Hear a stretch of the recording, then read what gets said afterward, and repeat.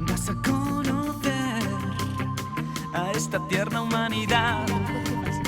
Es un juego cruel justificar la procedencia de 100.000 de un euros. sistema Más vulnerable. mundial. La compañía pertenece a... Cada minuto muere en el mundo una mujer. Ingresó otros 800.000 euros. Cohecho, prevaricación y tráfico de influencias. Los escándalos urbanísticos. Más de 200 regiones empezaron inversiones en el sector de los hidrocarburos. 5.500 niños mueren y además por causas perfectamente evitables.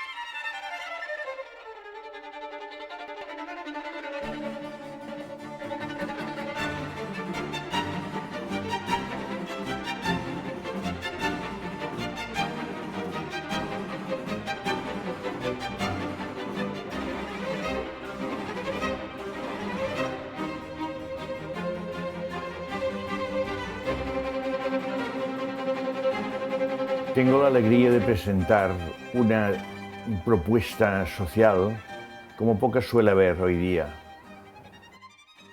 Agustín Chaló de Subirá nació en Barcelona, se formó en buena parte en Francia, entró primeramente en estudios de química y luego, por lo que ahora explicaré, por la anécdota que ahora explicaré, pues entró en el mundo de la economía política, podríamos llamar, o economía social. De joven, adolescente todavía, tuvo una casualidad de conectarse con un gran banquero, Augusto Finali. Este señor pues tenía su casa de París y invitaba a menudo a cenar al chico, y el chico una noche que llegó allá para cenar se encontró que el señor estaba ocupado, y entonces él, así curioso como son los chicos, pues metió la mano en algún cajoncillo de por allá y encontró un informe que era trascendental, que era secreto, y se lo puso a leer, y el banquero lo sorprendió leyéndolo. Y le riñó mucho, pero luego se puso más tranquilo el banquero y dijo: lo que te acabas de leer o no lo has entendido, o si lo has entendido no se podrá realizar mucho, sino mucho más allá de cuando yo me muera. Y por tanto, después haced lo que queráis. Y se tranquilizó en aquel momento. Pero poco a poco el chico, muy listo, le fue estirando la lengua y le fue pidiendo ampliaciones de lo que acababa de leer. Y resumiéndolo mucho, lo que acababa de leer era que esto fue hacia los años 25, así, se refería a la Primera Guerra Mundial, al primer año de la Primera Guerra Mundial, del año 14, en que se hizo una reunión secreta del señor Finali, gran banquero francés, con el señor Sir John Detterding, que era el director, el presidente, perdón, de la Royal Dutch Shell de petróleo, la petrolera europea, y el señor Morgan, de la banca Morgan Guaranty Trust de Norteamérica, una de las bancas más importantes de negocios de Norteamérica. Y se reunieron porque se les había acabado el oro a los estados en guerra para pagar sus armamentos. Y entonces se acababa la guerra. Ellos no querían que se acabase la guerra, querían que continuase el negocio como es natural desde su punto de vista. Y entonces pedían ayuda a unos expertos a ver cómo lo podían hacer. Y los expertos les dijeron que sustituyeran el oro por papel, por pagarés o por papel que garantizase la devolución en oro más adelante de la transacción que interesaba. Con esto la guerra se alargó unos cuantos años más, el negocio se alargó unos cuantos años más, pero los asesores avisaron de que no se abusase del papel, porque si se abusaba del papel podía irse toda la economía al aire, es decir, se podía hundir la economía.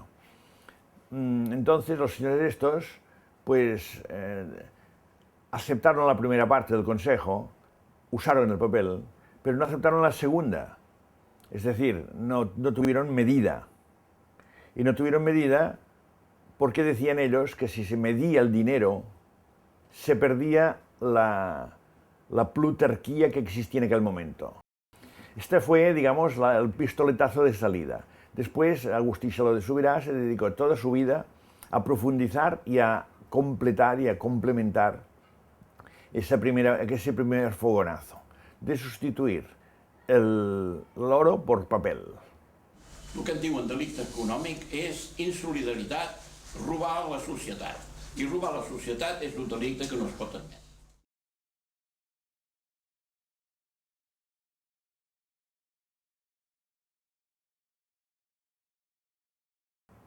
La moneda tiene tres funciones, tres valores. El primer valor es el valor económico, y el valor económico es el de propiedad, es decir, el derecho a una mercancía. Si tú por dar una mercancía, por vender una mercancía te dan dinero, tú con tu dinero tienes derecho a una mercancía equivalente, del mismo valor de cambio, ¿no? Entonces, el tener dinero es aumentar el derecho a tener mercancías. Este valor económico es importantísimo y las personas que lo entienden muchas veces se vuelven tesaurizadoras, atesoradoras. Es decir, que acumulan moneda porque les da la sensación que se vuelven omnipotentes, porque después esto se puede cambiar por cualquier mercancía y cuanta más moneda tienes, más derechos tienes de propiedad sobre unos bienes o unos servicios, ¿no? En conjunto, en una comunidad o en una sociedad, pues el dinero, la masa de dinero, es equivalente a la capacidad de compra en el mercado. O sea, que la venta, digamos, la capacidad de venta es la oferta de bienes y servicios, y la capacidad de compra es el dinero para comprarlos, para adquirirlos y para usarlos y para consumirlos o para invertir, o lo que sea, ¿no? Este valor económico de la moneda, queda intacto y actualmente pues vale y sirve además para controlar, digamos, toda la capacidad de compra que tiene una población o una sociedad. La segunda importancia que tiene la moneda es el valor científico. Y esto es poco conocido, esto no es de uso corriente. La moneda permite, como es cuantificada, permite hacer contabilidad analítica. O sea, contabilidad, digamos, que es las cantidades de bienes convertidas en moneda, en valor monetario, ¿no? Y además, pues analítica porque se puede subdividir en subconjuntos de toda clase. Es decir, puede ser, por ejemplo, cosas para la sanidad, o cosas para la educación, o cosas para el dinero, para todas estas cosas. Para que científicamente sea buena la moneda, se requieren unas condiciones que la moneda actual no cumple. Dicho de otra manera, actualmente el valor científico de la moneda está en crack, está en crisis, desde hace muchos siglos. ¿Por qué? Porque para que una moneda pueda servir de medida del mercado y fundar, por tanto, una auténtica mercometría, se requiere que la moneda sea estable, que sea precisa, que sea analítica y que sea fechada, o sea, datada, etc. O sea que en la moneda tendría que haber una serie de detalles que actualmente no tiene. La moneda actualmente es muda. No se sabe si con aquel dinero has comprado pescado, has comprado una torre o has comprado un asesino. No lo sabes. Una moneda científica tendría que tener una parte que en la economía se usa separado de la moneda, que es la factura. O sea, ¿qué es la factura? Es donde consta el detalle, el porqué de aquel gasto, ¿no? Entonces, el que vayan separados la factura y la moneda permite toda clase de trapacerías, de barbaridades, de corrupciones, etcétera, etcétera, ¿no? Entonces, en la moneda tiene que ir asociado, añadido, el listado de las cosas que se compran, de su valor, de su número, etcétera, de su cantidad, etcétera. Todo esto es científico y permite medir el mercado. El valor ético, que es el tercer valor, aún está más ausente de la moneda actualmente. ¿Qué significa esto? Significa que la moneda debería tener no solamente el aspecto de factura, sino el aspecto de cheque. ¿Qué es el cheque? El cheque es una factura firmada, se sabe quién compra, se sabe quién vende, se sabe el número de cuenta del que compra, del que vende, la transacción se puede hacer directamente de cuenta a cuenta, incluso sin necesidad de papel físico, ¿no? O con un papel físico que sea solo la orden de cambio de dinero de cuenta, ¿no? Entonces, ¿qué pasa hoy día? Hoy día la moneda es anónima. Anónima quiere decir que no hay responsables, ni de comprar ni de vender. No sé si habréis visto en las películas, ¿no?, que los ladrones y la gente que va a asaltar bancos o la gente que ha pedido un rescate o lo que sea, piden que sea moneda anónima, que sea anonimato, que no haya cheques firmados y cosas de esas. Es decir, que no conste, no conste quién hace la transacción, quiénes hacen la transacción. Y que además sea con material usado para que no se pueda seguir, que no sean números consecutivos para que no se pueda controlar, etc. Es un descontrol completo, ¿no? Entonces, el valor ético se hunde y, como decía Marx, acabas que todo se puede comprar y todo se puede vender. Y se compran y venden barbaridades, como por ejemplo la salud humana, o como por ejemplo la vida humana, o como por ejemplo la cultura, o como por ejemplo la libertad, etc. Se compra y se puede vender todo. El arte se compra y se vende, la política se compra y se vende, etc. Incluso se produce una sujeción espiritual, una especie de esclavitud espiritual a través del dinero. Si usted no hace lo que yo quiero en esta empresa, pues le despido, etc. Entonces, todo esto no hay constancia. El conjunto de los déficits del aspecto científico y del aspecto ético es lo que se suele llamar dinero negro, ¿no? Un dinero que no se sabe cómo ha salido y que no se declara, etcétera, etcétera. Entonces el dinero negro permite toda clase de tropelías y de barbaridades con ese dinero, a nivel nacional e internacional. Bien, pues estos son los tres aspectos importantes de la moneda. El primero, que era el de la propiedad y el económico, está en vigencia, pero los otros dos, el científico y el ético, no están en vigencia actualmente y se tenían que cambiar, y es la propuesta de Agustí Chaló.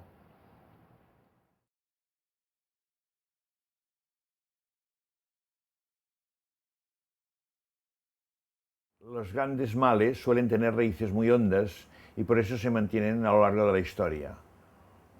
Y hay que ir a buscar estas raíces para arreglarlos. Pues bien, los 4 factores humanos de producción más importantes, todos tienen un origen histórico y un momento histórico en que se vician, ¿no? El más antiguo de todos, podríamos decir, es la empresa. La empresa económica, que podríamos decir que ya los animales la usan cuando hacen estrategias conjuntas, los lobos, por ejemplo, para cazar, o los delfines, o lo que sea. Pues la empresa es casi connatural al hombre. O sea, el hombre desde el principio vivía en hordas, y las hordas eran copiadas de los chimpancés, mucho, y de otros animales de este nivel. La horda era una unión que tenía 2 finalidades: una, vivir y convivir, y otra, producir para sobrevivir. Esta segunda parte era la empresarial, por decirlo de alguna manera, ¿no? Y esta existe desde el principio. Entonces, la empresa es esencial. Lo digo porque a veces ciertos marxismos van contra el empresario pensándose que arreglan algo. Y el empresario se le tiene que cuidar, y es muy loable el trabajo del empresario. Y lo bueno sería que participásemos todos en el trabajo de empresarios, que no fuéramos solamente piezas de la empresa, nosotros. El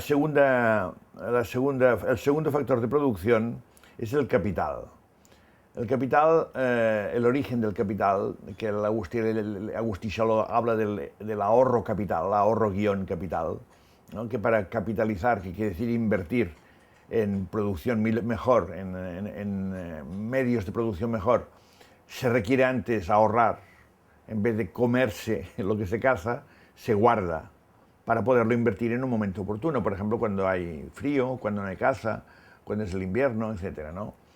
El primer capital fue seguramente cuando se inventó el fuego, pues que aprendieron a ahumar la carne. La carne humana se conserva y no se consume, no se pudre, y por tanto pues la puedes guardar. Entonces ahumaban la carne y otras técnicas que se fueron descubriendo de conservación. Y por esto en latín el capital viene de caput capitis, que significa que una cabeza de ganado ahumada, ¿no? Entonces una persona que tuviera varias cabezas de ganado ahumada era más poderosa y tenía más posibilidades de subsistir que otra. El tercer factor de producción es la propiedad privada. Hasta entonces, hasta un momento determinado, la propiedad era colectiva y las cosas se tenían en común, sin llevarlo al extremo. Es decir, que había pequeñas cosas que eran de uso personal, pero el conjunto de las cosas, de los bienes de la tribu eran comunes. Incluso, según parece, según dice el gran arqueólogo Morgan, que el derecho, diríamos, a aparearse también era colectivo y había, digamos, posibilidad de casarse todos con todos, ¿no? La propiedad privada aparece cuando escasea la alimentación porque crece la población y salen unos grupos especializados de caza y de pesca de cosas determinadas con secretos y técnicas determinados a cazar por su cuenta.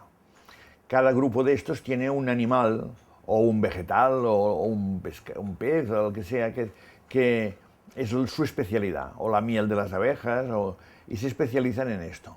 Entonces esta especialidad o este animal pasa a ser como una especie, digamos, de señal, de logotipo, y es lo que se llaman el tótem. Y aquí salen los tótems. O sea, la horda se disgrega en tótems especializados de producción. Entonces, esta especialización hace que el grupo tótem tenga mucha abundancia de lo que él caza o de lo que él produce y poca de lo demás. Entonces se inventan el mercado, que es que una vez al año, una vez cada 6 meses, lo que sea, se reúnen todos los tótems en la horda y allá intercambian sus casas y sus producciones para compensarse unos a los otros. O sea que aparece el mercado y con el mercado la posibilidad de que haya propiedad privada o viceversa. Si no hay propiedad privada de tótem, no puede haber intercambio de mercado.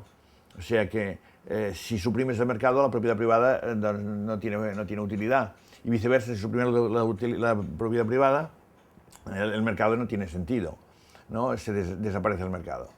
La cuarta, digamos, factor de producción humano es el invento. Y el invento, que fue la última, digamos, así de una manera clara, surge en el seno de los tótems de caza o de pesca o de recolección especializados. Ellos, como que se especializan, inventan técnicas refinadas que los otros no pueden conocer o practicar o descubrir, porque están empleándose en descubrir otras de su especialidad propia. Entonces cada uno guarda sus secretos. Esto hasta la Edad Media se conservan los secretos de los gremios, ¿no? Y hoy día hay el tema del secreto industrial, de los robos, de los secretos industriales, etc. Bien, el invento tiene que ser retribuido.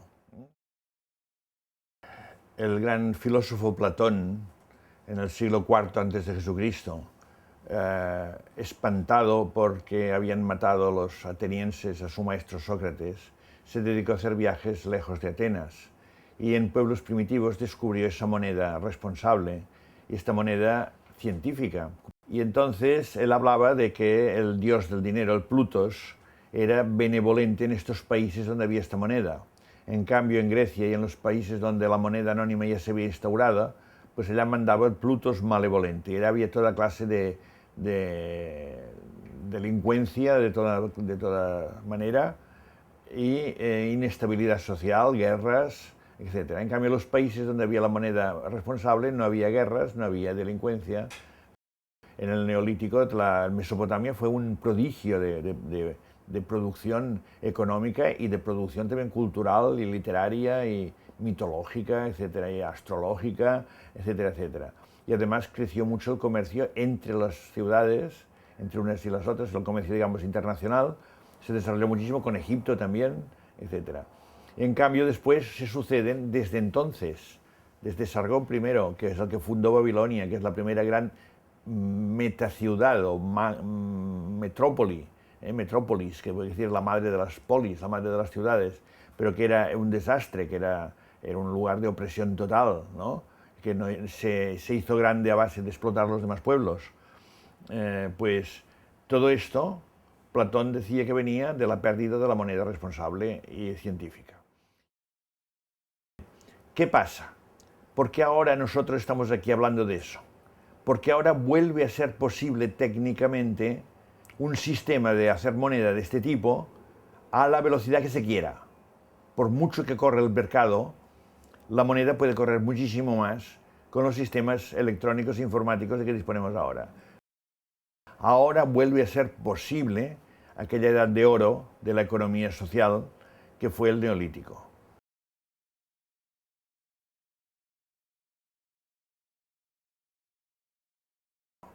La tecnología moderna ha explotado en este último siglo con el tema de la telemática, de la teleinformatrónica, que se tendría que decir. La electrónica, la información y la telecomunicación. Las tres cosas juntas, que empezaron por separado cada una, pero que se han ido juntando. Es admirable, los que conocemos a Agustí Charlot desde muy antes, ¿no? Que hace 40 años o 50 que hablaba de la telemática, cuando aún no había ni un ordenador en ninguna parte. Y todo lo que él dijo que pasaría ha pasado. Es decir, ya ha pasado ya. Es decir, ya existe toda la tecnología actual para poder llevar adelante esta reforma, digamos, económica o monetaria. ¿Qué representaría esto? Pues mira, representaría que cada persona tiene su cuenta corriente en un banco. En la cuenta corriente tiene su poder de compra, digamos, tiene ya su dinero, ¿no? Su propiedad, el dinero en el sentido que hemos dicho primero de económico, el sentido económico de propiedad. Él tiene su dinero. Cuando quiere comprar algo o vender algo, entonces se reúne con el comprador o con el vendedor, para hacer la transacción. Esta transacción, al principio la imaginamos pues rudimentaria en un papelito en el que consta el producto que se compra o que se vende, la cantidad del producto, el precio del producto, el producto de la cantidad por el precio, que es el valor que tiene el producto, si son varios se suman, ¿no? Y después tienes allá lo que vale, el equivalente en dinero. A continuación tiene que haber la fecha, el lugar, tiene que existir el nombre o el equivalente del nombre, o sea, la identificación del comprador, la identificación del vendedor y sus respectivos números de cuenta, ¿no? Entonces ellos escriben este documento va a parar al banco y el banco hace el cambio con el otro banco, ¿no? Hace el cambio de apuntación en la cuenta corriente. Esto que es bastante sencillo, hoy día todavía puede estar mucho más simplificado con los métodos electrónicos, con las tarjetas de crédito, etcétera, que ya podría desaparecer incluso la escritura material, ¿no? Que quedara todo informatizado y nada más. Entonces, hay un miedo de que este sistema impide o ataca el secreto bancario.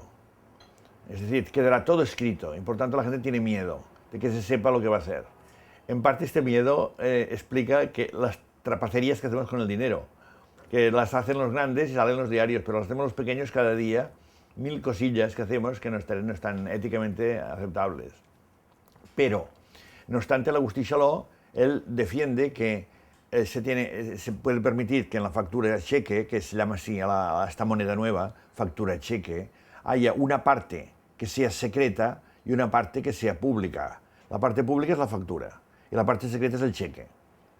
O sea, no tiene por qué saberlo todo el mundo lo que se ha hecho, solamente va a parar un archivo secreto, no controlado por el Ejecutivo, porque el Ejecutivo es muy partidista y por tanto muy peligroso, sino controlado por el Poder Judicial, el cual ni siquiera los jueces tienen acceso a él, sino es por razón de buscar una prueba para un juicio, por una acusación que tenga visos de ser real, ¿no? Es decir, que el secreto queda salvado. Evidentemente pueden haber trampas, pueden haber filtraciones, etcétera, pueden haber, pero todas estas filtraciones y trampas disminuyen mucho porque tienen que ser pagadas también con dinero de esta clase. Y entonces se descubre más fácilmente y por tanto se evita más fácilmente con esta clase de moneda. Entonces lo que pasa es que hay cosas, por ejemplo, que son secretas de la parte del cheque que decíamos, pero son las cosas de la propiedad y de la economía privada. Las cosas de la propiedad y de la economía públicas, de patrimonio público y de las profesiones, digamos, sociales, estas son todas públicas. Por ejemplo, lo que gana los empleados de un ayuntamiento, los concejales y el alcalde, todo esto tiene que ser público. Las obras públicas, el gasto de la administración pública, todo esto tiene que ser público, aunque sea cheque, aunque sea la parte de responsabilidad. Y todo el mundo tiene que tener acceso. Y pensemos que actualmente prácticamente los poderosos tienen acceso a todo lo nuestro privado. Y nosotros no tenemos acceso a nada casi de lo público o de lo de las grandes personas influyentes. Por tanto, el miedo este que tenemos les favorece a ellos, no a nosotros, a la larga. O sea, es un miedo suicida, digamos, ¿no? O sea que, digamos, la operación sería esta. Agustí Saló se dedicó durante tiempo de su vida a ir leyendo y buscando datos y recopilando información sobre formas de identificación sencillas, que no tengas ni que firmar poniendo el dedo o con un sistema que te mire el iris del ojo o cosas de estas, no, que hoy día se van descubriendo cada vez más claras, que permiten simplificar mucho la identificación, ¿no? Bien, pues entonces este, diríamos, sería el tema mecánico. Agustí prevé que en su implantación tenía que dejarse un tiempo prudencial de 2 meses o 3 meses, algo que ya se hizo con el euro, al implantar el euro, en que se pueda usar las dos maneras de las cosas, pero a partir de un momento determinado ya no vale ninguna moneda circulante. Ninguna. O sea, estas transacciones van a parar todas a banco, al archivo, al juez, y nadie lleva dinero en el bolsillo. O sea que el dinero no sirve para nada. Tiene otra ventaja sorprendente que la gente a veces no la piensa, y es la fuga de capitales. Es decir, si no hay dinero no hay fuga de capitales. Y si se fuga el dinero antiguo, después no vale, es decir, no tiene valor monetario, pues no puedes fugar capitales. O sea que es una evitación de la fuga de capitales. Otra cosa importantísima es que puedes controlar las transacciones internacionales económicas. Bueno, sabes por unas facturas cheque especiales de exportación e importación todo el dinero que sale, el dinero circulante fuera, y por lo tanto se puede contabilizar todo. Bien, esto respecto, digamos, a cómo sería esta moneda abstracta, fija y responsable moderna.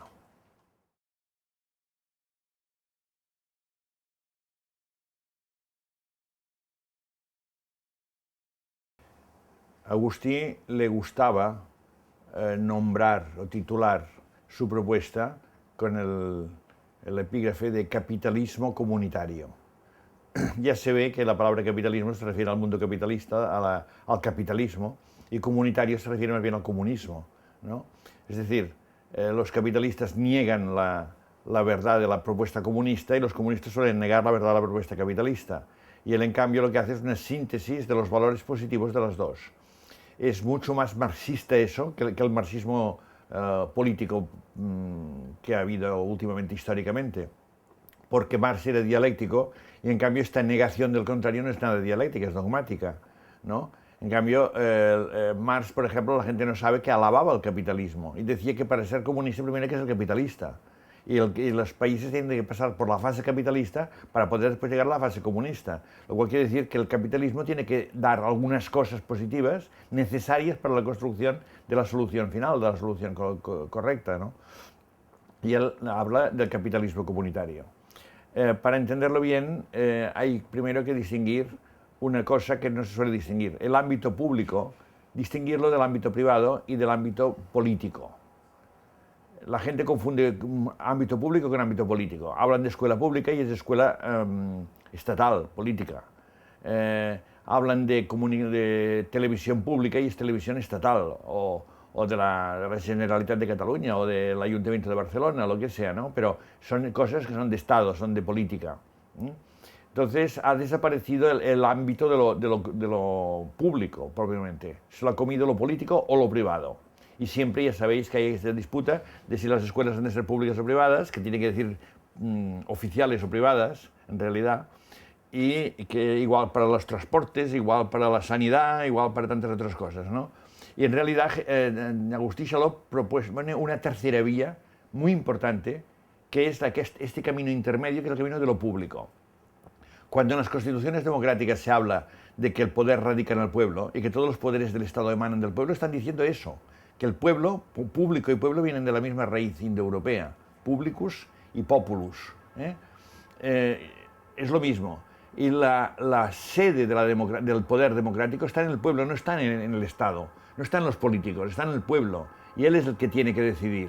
Y esto es importantísimo. Entonces, el capitalismo comunitario es el capitalismo que no es el privado, ni es el capitalismo de Estado, que es el comunista. O sea, es el capitalismo del pueblo. O sea, ¿quién tiene que tener capital? El pueblo. Y con el dinero hará lo que querrá. Dará a unos una cosa, a otros la otra, cederá para lo privado todo lo que quiera conveniente, ¿no?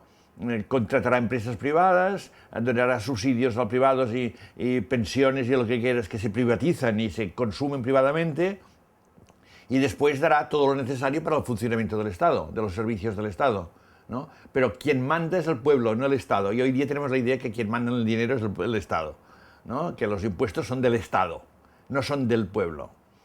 Pero lo más genial de su propuesta, y la voy a decir directamente porque me parece que es importantísimo, y a veces los comentaristas de Agustí Saló se lo saltan, no se lo pierden, lo más genial es que este nivel público tiene previsto en su sistema una financiación pública que no son los impuestos del Estado, sino que es otra fuente que, según Agustí Saló, como hipótesis, porque esto se tiene que verificar, se tiene que hacer una contabilidad de un país a ver qué pasa, ¿no? Pero como hipótesis él dice que hay una fuente de dinero que alimenta el capitalismo comunitario, o sea, que capitaliza la comunidad. Creo que queda claro que la idea, ¿no? ¿De dónde sale eso? Eso en catalán dicen, ¿quién pagará las misas? Las misas por el alma de tal persona. Es decir, dedicamos 30 misas para que se vaya al cielo. ¿Quién pagará las misas? Es una frase hecha, ¿no? ¿De dónde sale esa fuente? Pues esto es lo más importante de la propuesta de Agustí Saló. Y no sé si voy a saberlo explicar en pocas palabras aquí. Imaginaos que tenéis un quebrado y en el numerador tenéis todo lo que se ha producido en un país. O sea, toda la producción del país, el valor de la producción de un país. Y en el denominador tenéis todos los sueldos, salarios, etcétera, intereses que se han cobrado, los factores de producción que hemos hablado antes. O sea que abajo está el dinero de compra y arriba está todo el valor de venta. O sea, todo lo que se vende, todo lo que se ofrece está en el numerador y en el denominador está aquello con lo cual podemos adquirir lo que está en el numerador. El Agustí le llamaba mercaderías, mercancías, arriba, y abajo ponía Hacienda. Las dos letras estas, M y H. Entonces, él dice, una economía equilibrada tiene igual el numerador que el denominador. Por tanto, da 1 de resultado, igual a 1. Si hay más mercancía que dinero para comprarla, entonces el quebrado vale más de 1. Si hay más dinero para comprar que mercancía, el denominador es más alto que el numerador, por tanto hay menos que 1, vale 0, lo que sea. Entonces, cuando está alto por encima, hay inflación. Cuando hay más mercancía que dinero para comprarla, hay inflación. Y cuando hay más dinero que mercancía, cuando hay más dinero que mercancía, hay inflación. Entonces, resulta que sobra dinero, digamos, y falta mercancía. Entonces se produce mucho. En cambio, se llama deflación, que es cuando la economía se desinfla, cuando hay más mercancía que dinero y como que no se compra, se para de producir. Entonces la economía baja. Pues bien, este, digamos, es el mal de fondo o el bien de fondo de la economía, según esté equilibrado o desequilibrado. Estos dos números, tanto el numerador como el denominador, solo se pueden saber exactamente si se aplica la moneda del Agustí Saló. Con la moneda actual no hay manera de saberlo.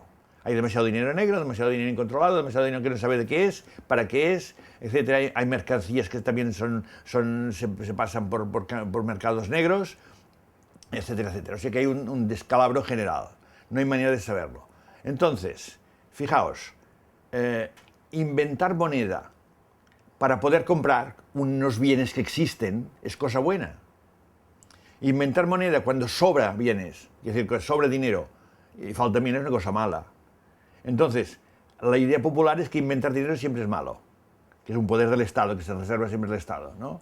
Y inventar dinero es bueno si se inventa el justo, para que el quebrado de uno, para equilibrar el numerador y el denominador. Como en general la gente crece en demografía y crece en producción, normalmente el numerador crece y el denominador, que es el dinero para comprar el numerador, pues se tiene que ir aumentando con el tiempo. Con el oro estaban escañats, estaban ahogados, porque si no había más oro no se podía comprar más. En cambio, con el papel se puede comprar todo lo que se quiera. Bien, pues entonces, el Agustí Saló dice, denominador, que es Hacienda, más el dinero que se tenga que inventar porque crece la economía. Equilibra. ¿Este dinero de quién es? El dinero que se ha inventado para que la economía lleve a buen fin, es decir, se pueda comprar lo que existe. ¿De quién es este dinero?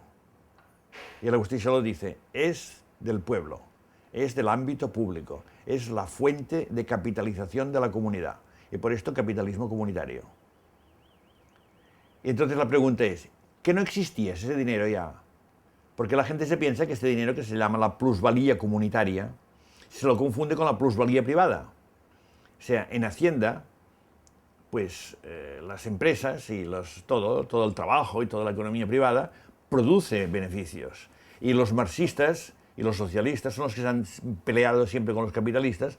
¿Quién se quedaba más? Si el capital, si el empresario, si el obrero, si el invento, etc., ¿no? Y la gracia de todo el movimiento social es quedarse con más dinero de plusvalía privada. Pues bien, el volumen previsible entre la plusvalía privada y la plusvalía comunitaria, la diferencia es enorme. Es decir, los socialistas se peleaban por cantidades ridículas comparado con la cantidad que hay de dinero que se fabrica además, comunitario, que es de todos, y que tiene que servir para financiar al Estado, sin necesidad de impuestos, para financiar a los privados, para financiar el salario social financiero, por ejemplo, para la gente por el solo hecho de vivir, que hoy día se está hablando de la renta básica, por ejemplo, ¿no?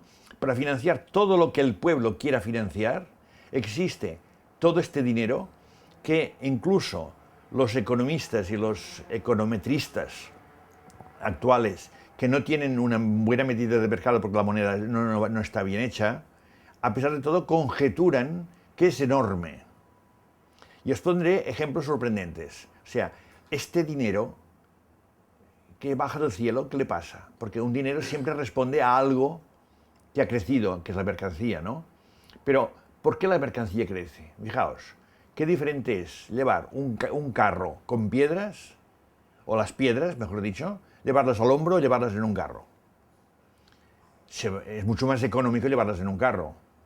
Por tanto, quien inventó la rueda requeriría unos royalties, un salario al invento de la rueda, que se inventó en el Neolítico. ¿Alguien paga algún royalty por usar rueda? Nadie paga nada, porque está amortizada desde hace milenios la rueda.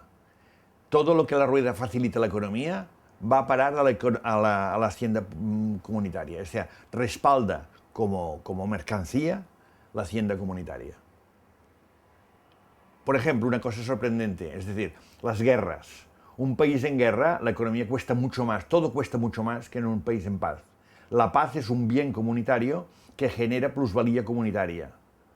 La salud, la cultura, la educación. Y después él decía una cosa muy sorprendente, que la digo porque indica el talante ético del Agustí Saló, ¿no? Que él decía, sobre todo, lo que más produce capital comunitario, para el capitalismo comunitario, lo que más produce es el amor. Y todo el mundo se queda parado. ¿Qué dice ahora este señor? Dice, por ejemplo, una madre que tiene a su hijo con fiebre, telefonea a la seguridad social y se lo llevan allá y le tal. O no, se lo queda ella en su casa y lo cuida toda la noche y está ella velando por él, ¿no? Esto es último, es amor. ¿Qué cobra la madre por eso? Nada. No es un servicio, no es un bien o un servicio lo que ha hecho la madre. Sí. Por tanto, tendría que tener un salario para que el quebrado no se rompa, ¿me entendéis? Para que su oferta tenga un pago, ¿no? Esta oferta, que tenga una hacienda que la pague. No se paga capitalismo comunitario. Esto en cuanto a, digamos, a lo esencial, ¿no? Pensar que este quebrado que os he explicado puede ser también aplicado a la relación entre estados diferentes, entre países diferentes. Es decir, pones en el numerador las importaciones y en el denominador las exportaciones, y resulta que sería bueno para que los países no se vuelvan imperialistas o imperializados, es decir, o conquistados económicamente, como pasa hoy día, que el quebrado fuera siempre uno. Es decir, que la relación de mi país con los otros países no sea ni de dominio de ellos, ni de dominio nuestro. O sea, que no haya más importaciones que exportaciones, ni más exportaciones que importaciones. Entonces, cada país además puede escoger el ritmo que quiera. Un país que se quiere ser muy progresista, otro país quiere ser muy paradisíaco, una isla del Pacífico quiere mantenerse como estaba antes, pues es igual, con tal que mantenga el uno, ya está.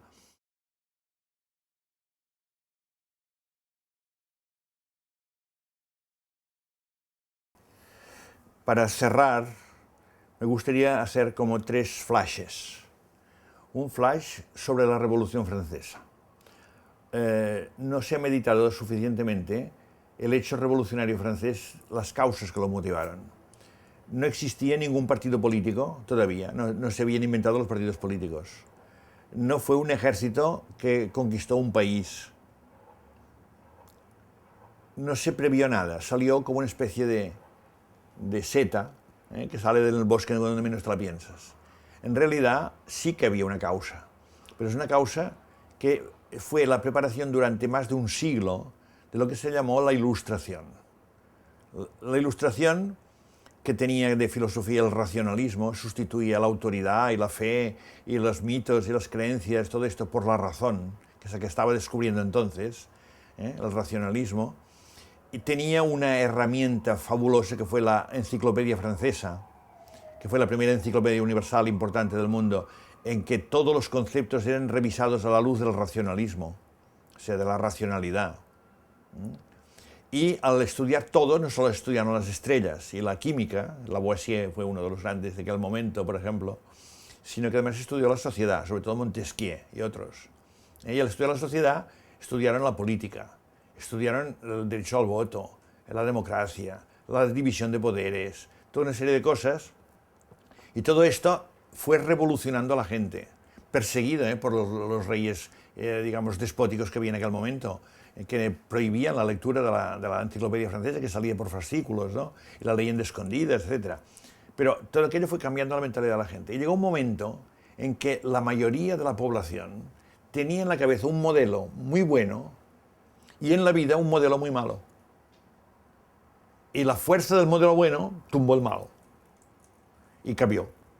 Y quitaron la monarquía, quitaron la autoridad eclesiástica, quitaron todas las cosas que eran creencias, todo lo que era ancestrales, etc., y pusieron un mundo racional.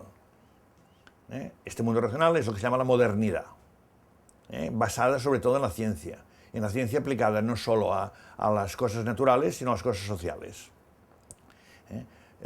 Decíamos que la ciencia decíamos antes que la ciencia necesita un elemento para construirse cada ciencia. La ciencia social tiene un elemento que es el individuo humano. Y este elemento, cada persona un voto, los derechos de la persona humana, los derechos famosos de la Declaración Universal de los Derechos del Hombre de la Revolución Francesa, ¿no? Es salvar esta pieza que es el individuo humano. Esto que es discutible hoy día, después de 3 siglos, 2 siglos y medio, entonces era clarísimo y fue un avance terrible. Pero lo bueno es que el avance fue debido a la ciencia. Y fijaos que hemos dicho que la moneda no es científica.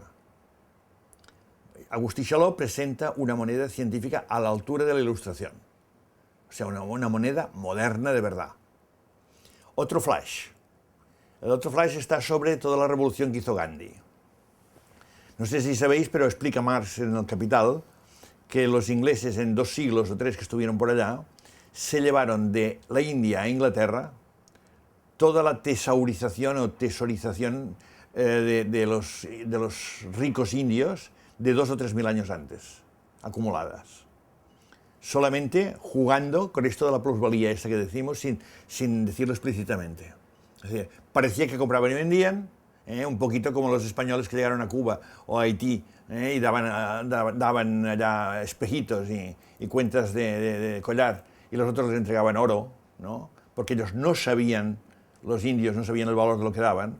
Pues en Inglaterra, en India, de una manera más inteligente, los ingleses expoliaron la India, que esto es el imperialismo, la expoliación económica y la cultural, etcétera, etcétera.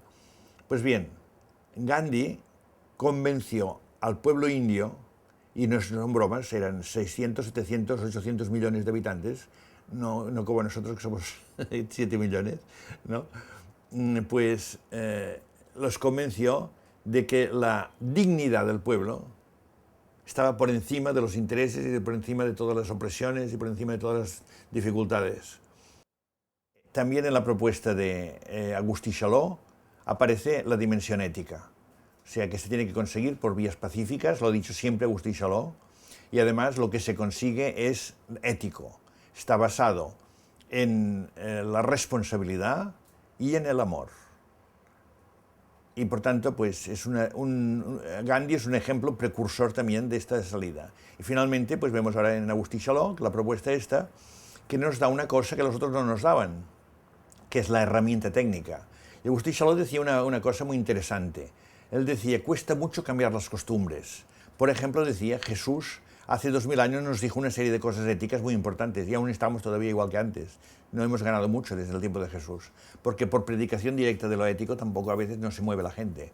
Dice, en cambio, dice, tú le das a un campesino que se va a dormir a las 7 de la tarde o a las 8 cuando se pone el sol, le das un tractor que lo tiene que pagar a plazos y te pone a trabajar por la noche en el campo, cosa que no hubiera hecho si le hubieras pedido que lo hiciera por hacerlo, ¿no? Pero hay una herramienta entre medio, que es el tractor, y resulta que por salvar el tractor y amortizarlo, está trabajando con los faros encendidos en la noche en un campo. O bien está viendo la televisión a las 12 de la noche porque le gusta. Pero esto en años anteriores no se hubiera conseguido nunca que un campesino se fuera a dormir tan tarde, porque estaba cansado. Pero la herramienta que es la televisión ha cambiado las costumbres. Agustí Chaló dice que con esta herramienta, que podría haber sido aplicada maravillosamente en el cambio del euro y que ha sido desaprovechada, se podría conseguir casi insensiblemente una transformación en el ámbito económico, en el ámbito ético y en el ámbito científico.